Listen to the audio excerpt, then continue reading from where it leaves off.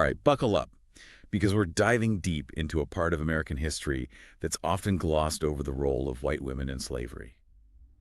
Yeah, we all have this picture in our heads of Southern gulls and those plantation mistresses. But were they really just passive bystanders sipping sweet tea on the porch? Well, it's easy to imagine that genteel image right. But the truth is much more complicated and, honestly, pretty disturbing. We're going to peel back those layers and uncover the truth. White women were deeply embedded in the system of slavery. They wielded power and influence in ways that directly affected the lives of enslaved people. We're basing this deep dive on a YouTube video called The Untold Horrors of Black Male Slaves by White Women. It's from a channel called Black Culture Unlocked.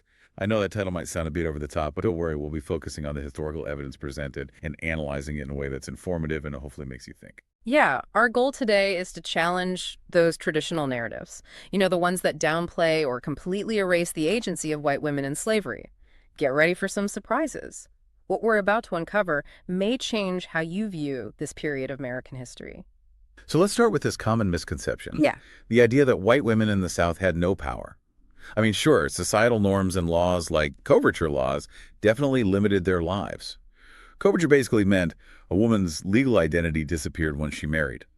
Her husband controlled her property and her money. It's hard to imagine, isn't it? A world where you can't vote or own property on your own. You can't even travel freely without permission from your husband.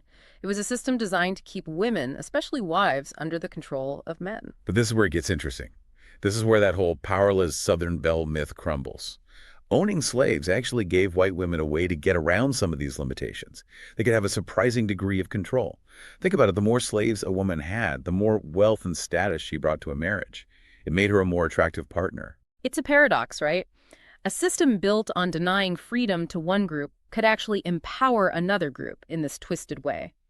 Owning slaves became a sign of respectability and influence.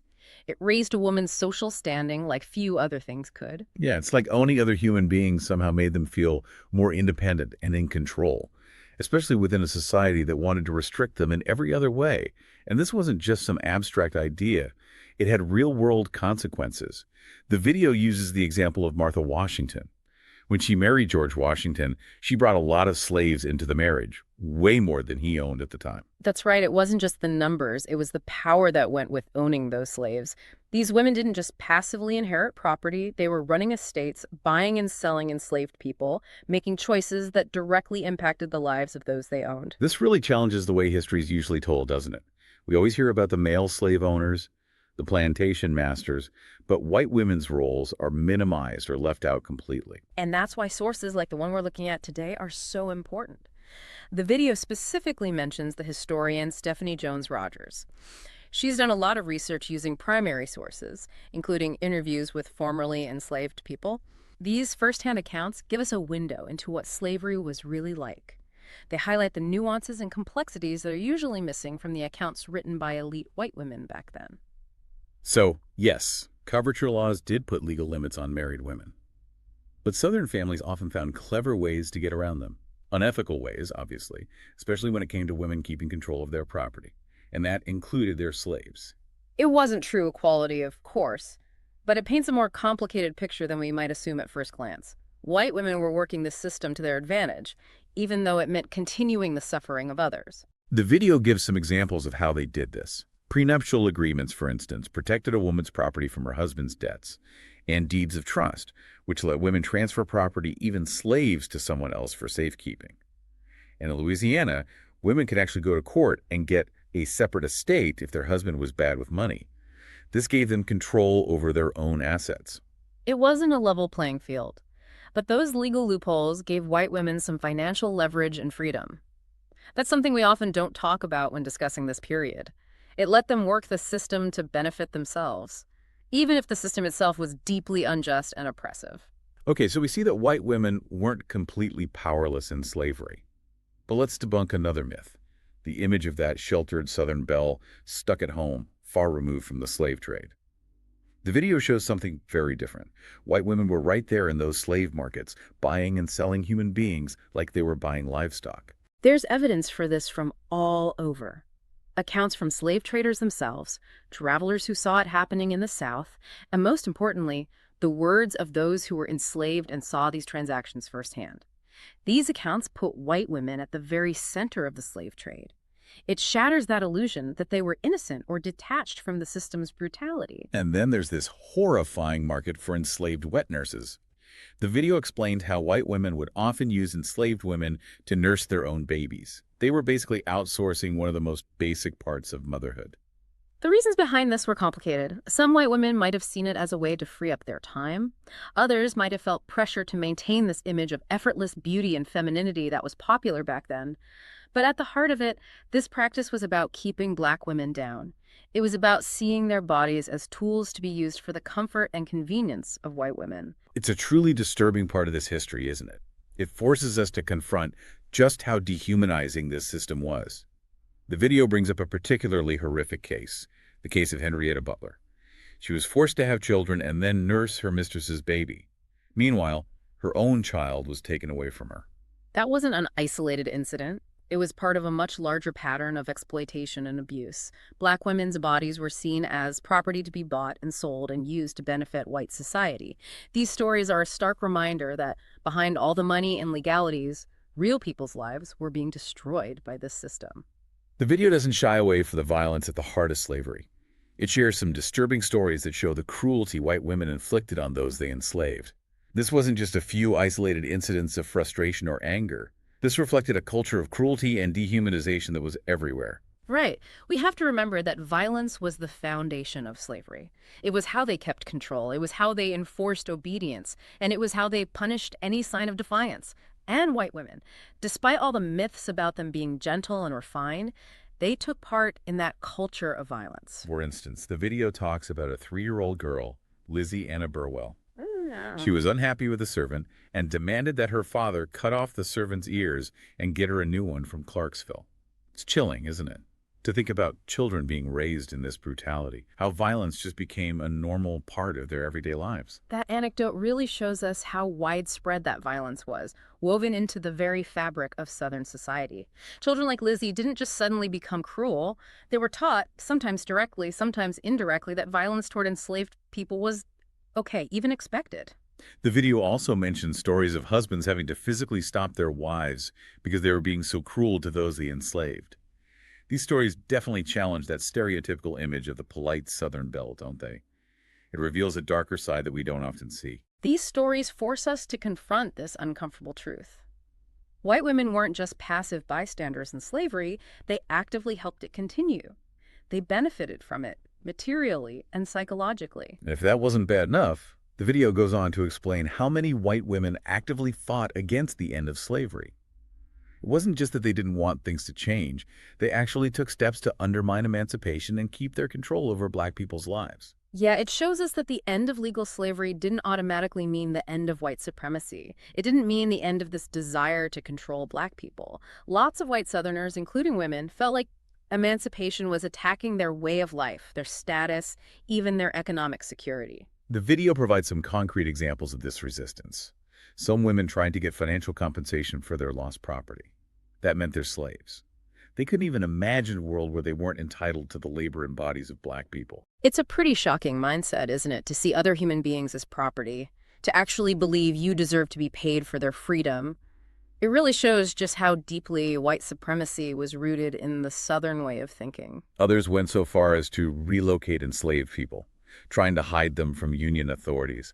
They were basically trying to keep slavery alive, even as the legal system was crumbling around them. This wasn't just abstract thinking or taking a political stance. These were deliberate actions taken to maintain a system of oppression and control. They were clinging to power even as the world was changing around them. The video quotes W.E.B. Du Bois. He famously said, "The slave went free, stood a brief moment in the sun, then moved back again toward slavery." Such a powerful, heartbreaking statement, isn't it? It captures that fleeting moment of freedom right after the Civil War. Du Bois' words highlight how fragile that moment was. They point to the enormous challenges faced by newly freed black people in a society that still wasn't ready to accept their freedom. And it underscores the impact of those white Southerners, including women who tried to undermine Reconstruction and regain control over black lives. Their efforts ultimately had devastating consequences. So we often think of the Civil War as this huge turning point. But the fight for freedom and equality didn't stop when slavery was abolished. The battlefield just shifted. The struggle for justice continued, often in new and insidious ways. Exactly.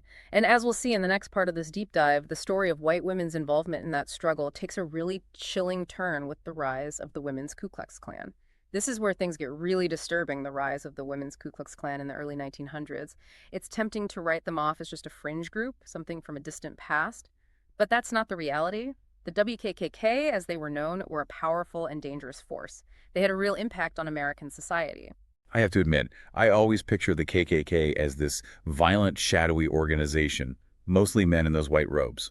But the video explains that the women's KKK was separate, with its own methods and goals, even though they were definitely connected.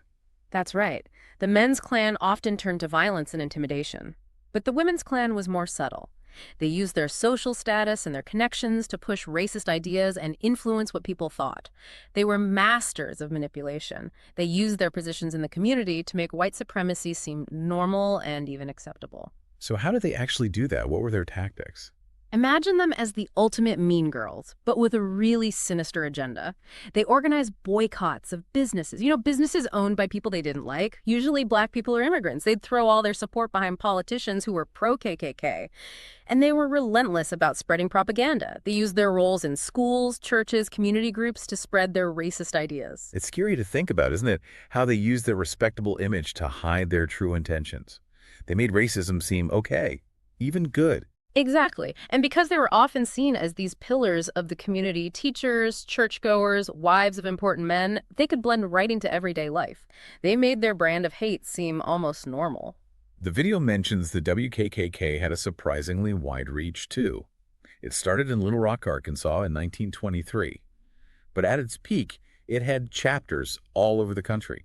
Strong chapters, especially in places like Arkansas, Ohio, Pennsylvania, Indiana. Yeah, and this wasn't just a bunch of individuals who happened to agree on things.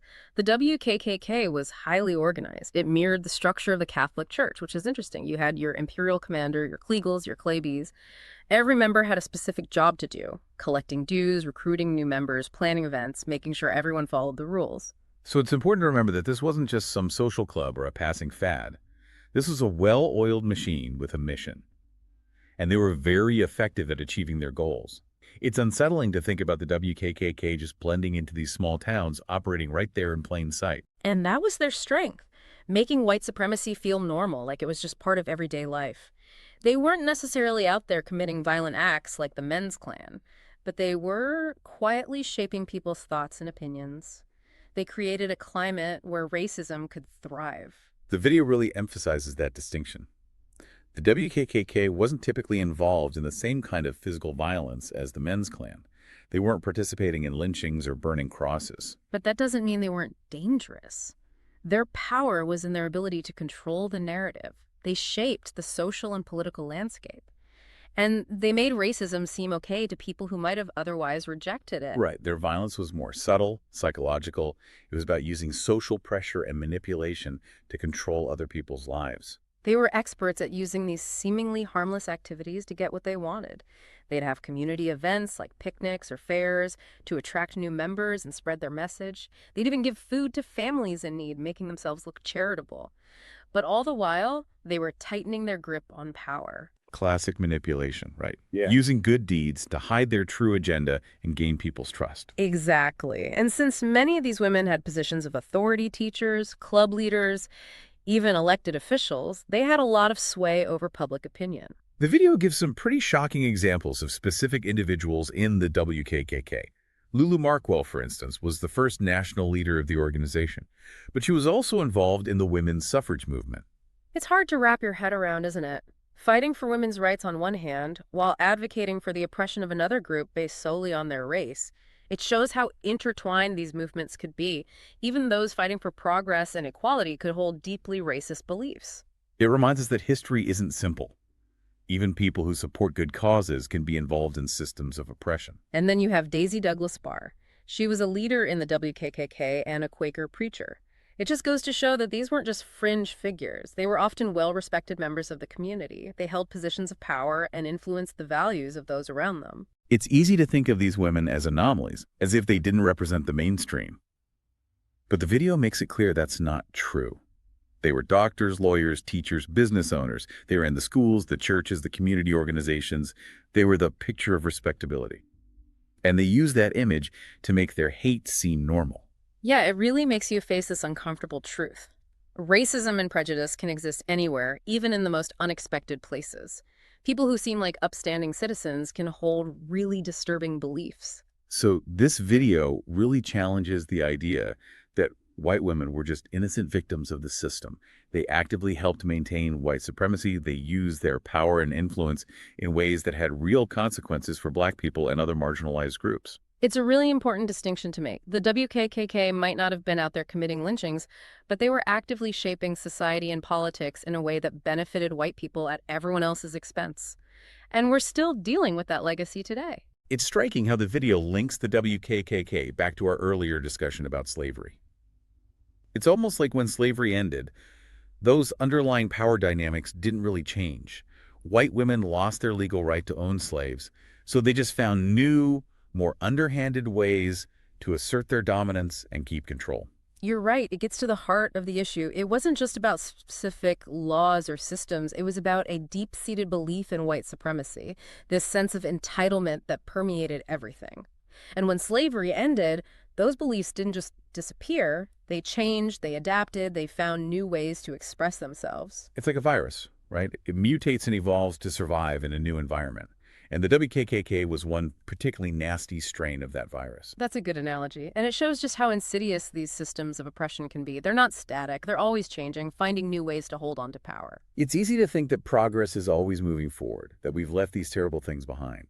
But what we're seeing here is that these systems are much more resilient than we'd like to believe. And that's exactly why it's so crucial to uncover these hidden histories. We need to understand how the injustices of the past continue to shape the present.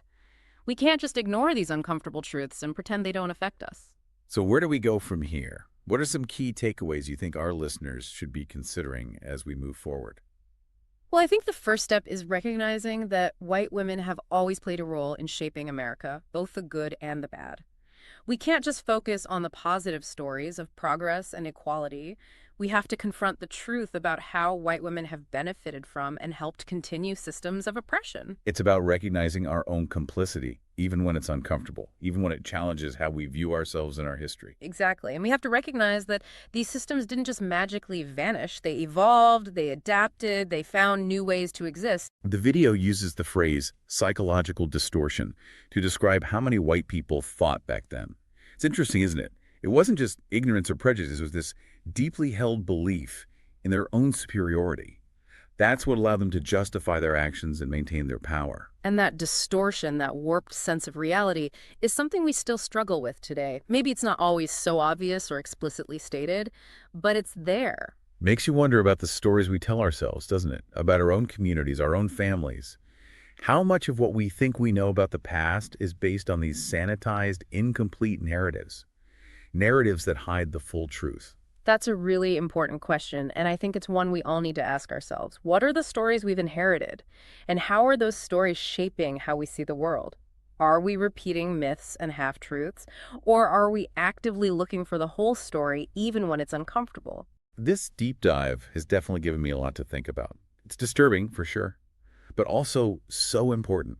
It reminds us that the past isn't really over. It's still with us, shaping the present in ways we might not even realize. It challenges us to look beyond what we think we know, to dig a little deeper, and to question the narratives that have been handed down to us. It's about being critical of the history we're taught, challenging our own assumptions, and listening to the voices of those who have been marginalized and silenced. And ultimately, it's about using that knowledge to build a more just and equitable world. A world where the horrors of the past don't happen again. Yeah, it's like we've been looking through these rose-colored glasses for so long, we don't even see the distortion anymore. But once you notice those cracks in the narrative, you can't unsee them. Everything looks different. That's a great way to put it. And it highlights how important it is to seek out different perspectives, to listen to the voices that have been silenced throughout history. We can't just rely on the story that's always been told, especially not when it's a story that's often been shaped by those in power. We have to actively look for different viewpoints. We have to piece together a more complete and honest understanding of the past. Because as we've seen, the story that's usually told often leaves out important details, right? Those inconvenient truths that make us question our assumptions and force us to see how complex history really is. It's only when we dig deeper, when we find those missing voices, that we can truly understand the past and its impact on us today. And by understanding the past, we can better equip ourselves to deal with the challenges we face now. The legacies of slavery and white supremacy didn't just disappear over time.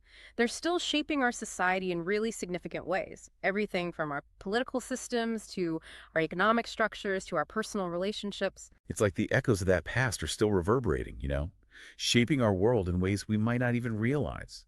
We see it in the racial disparities that still exist today, in wealth, in education, in healthcare, in the justice system. We see it in the ongoing fight for equality and justice, the fight against systemic racism and discrimination. And we see it in how those racist ideologies are still circulating, often in subtler, more insidious ways. It's not always about burning crosses in those white robes. It's the subtle biases that affect how we see things, the microaggressions that wear people down, and the systems that perpetuate inequality, sometimes without us even knowing it. You know what really struck me in the video? How much emphasis they put on the economic motivations behind slavery. It wasn't just ideology or racial hatred. It was about money, plain and simple. White people, both men and women, made huge profits off the backs of enslaved people. They built their fortunes on stolen labor. And that wealth and power, it's been passed down for generations. And those profits, that stolen labor, that's the foundation of the huge racial wealth gap we see today. It's a legacy we're still dealing with, a system that keeps benefiting those who inherited the advantages of that exploitative past.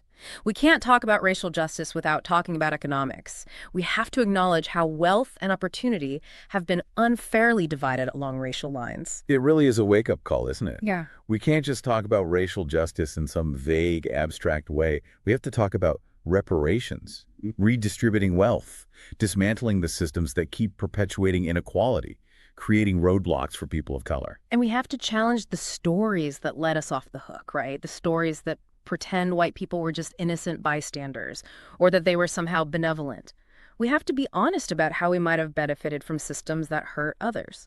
So as we wrap up this deep dive, what's the main message for our listeners? What should they be thinking about? How can they apply all this to their own lives? I think the most important thing is to look at history with a critical eye. Question what you've been told, and try to find different perspectives. Don't be afraid of the truth even when it's uncomfortable, even when it's complicated and messy. History's not a neat and tidy story. It's full of hard truths.